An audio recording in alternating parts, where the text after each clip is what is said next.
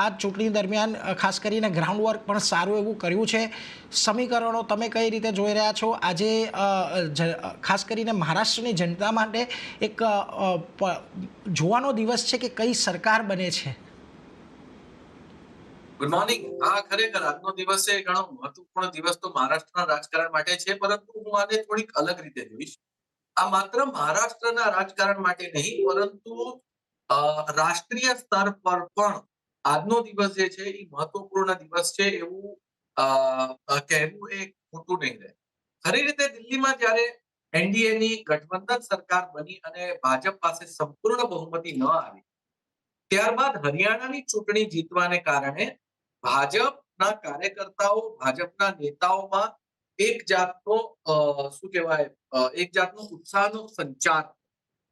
અને હવે જ્યારે મહારાષ્ટ્રની વાત છે, ત્યારે મહારાષ્ટ્રની ચૂંટણીથી ભારતીય જનતા પાર્ટી ઘણું એક્સપેક્ટ કરે છે. ચર્ચા એવી થઈ રહી છે કે મહારાષ્ટ્રમાં જો ભાજપ સરકાર બનાવી ગયું, મહાયુતિની સરકાર બની ગઈ, તો દિલ્હીની નરેન્દ્ર મોદી સરકારને કોઈ પણ પ્રકારની તકલીફ આગામી 4 વર્ષ સુધી નહીં પડે અને પડવાના ચાન્સ નથી.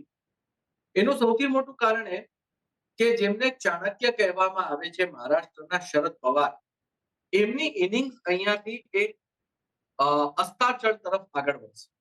ખરેખર તો રાજનીતિમાં કદી કોઈની રાજનીતિ સમાપ્ત થતી નથી. છેલ્લી ઘડી સુધી રાજનીતિ દરેક વ્યક્તિની ચાલુ જ રહે છે. પરંતુ જે શરદ પવાર છે, તેમને પોતાના પાર્ટીની અંદર ગૃહ કલેશ ભોગવવો પડે. અને જો આ પરિસ્થિતિ થાય તો એ વડાપ્રધાન નરેન્દ્ર મોદી દિલ્હીની એનડીએ સરકાર માટે આસાન થાય. હવે આનાથી બીજી તરફ જો આપણે જોઈએ કે અહીંયા આગળ જો મહાવિકાસ આઘાડી ચૂંટણી જીતે છે, તો એ પરિસ્થિતિમાં કોંગ્રેસને જબરદસ્ત બળ મળશે.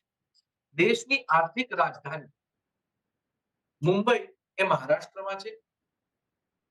ઉત્તર પ્રદેશ પછી સૌથી વધુ લોકસભાની સીટો જે છે એ મહારાષ્ટ્રમાં 48 સીટો છે. મોટું રાજ્ય છે અને આ રાજ્ય માંથી ઘણા રાષ્ટ્રીય સ્તર પર મોટા નેતા પણ આવી ચૂક્યા છે. એટલે મહારાષ્ટ્રના રાજકારણને કદી પણ હલકામાં લેવાની કોઈ આવશ્યકતા નથી. ઝારખંડ પર તો લોકોની નજર છે જ, પરંતુ ઝારખંડ કરતા વિશેષ મહારાષ્ટ્ર ઉપર લોકોની નજર વધારે ટકેલી છે. મહારાષ્ટ્રમાં જો મહાયુતિની સરકાર એટલે કે ભાજપ, શિવસેના, એકનાથ શિંદે અને અજીત પવારની સ્પષ્ટ બહુમતીની સરકાર બને છે, તો એનો એક અર્થ એવા પ્રકારે લેવાશે કે દિલ્હીની ગવર્નમેન્ટ પણ સ્ટેબલ છે, મહારાષ્ટ્રની ગવર્નમેન્ટ પણ સ્ટેબલ છે.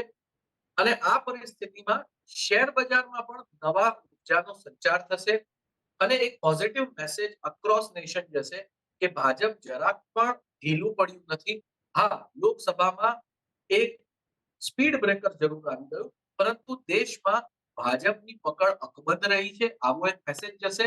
અને એથી જ આ જ કારણથી મહારાષ્ટ્રની લોકસભાની જે ચૂંટણી છે એના ઉપર વિધાનસભાની જે ચૂંટણી પર છે તેના પર સમગ્ર દેશની કાશ્મીરથી કન્યાકુમારી સુધી નજર છે.